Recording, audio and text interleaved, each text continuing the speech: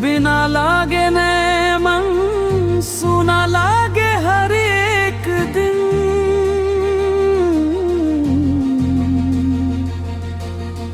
तोरे बिना जेल मुश्किल, हम त पगला भेल छी सजन।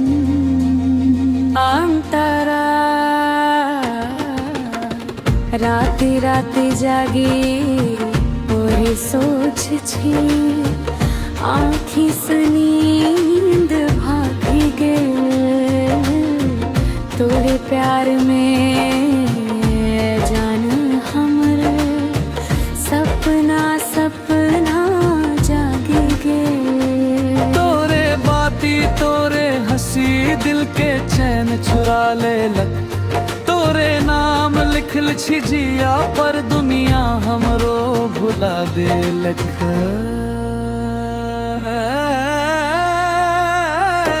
तोरे बिना लागे ने मन अंतरा।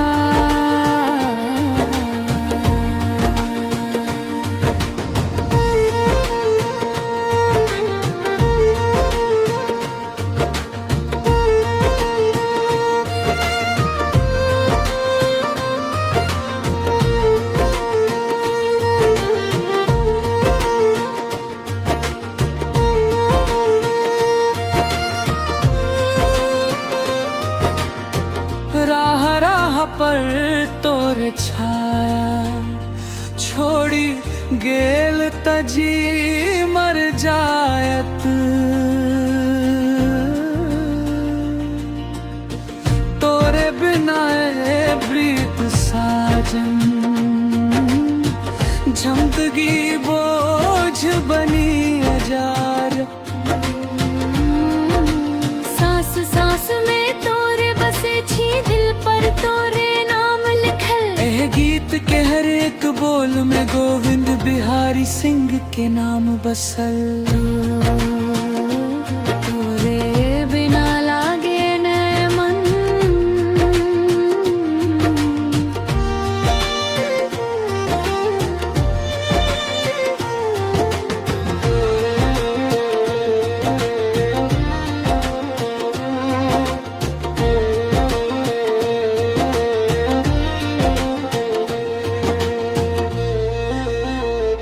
तोरे बिना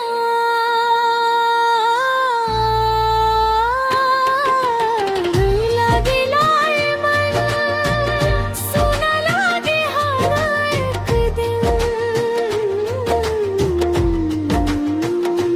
तोरे बिना जेल मुश्किल, हम त पगले भेल छी सजन।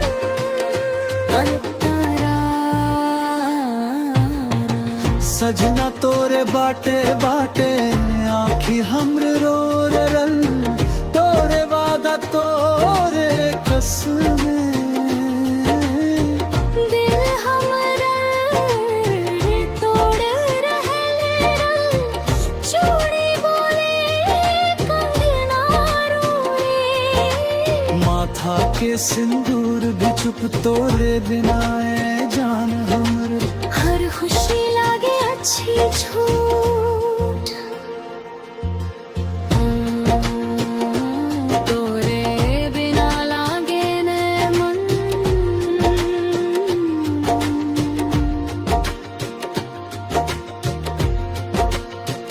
सावन आयल, बरखा बरसल।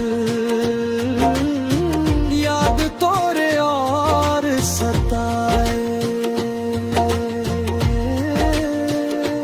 तोरे प्यार के मीठ जहर जिया हमरे पी जाए।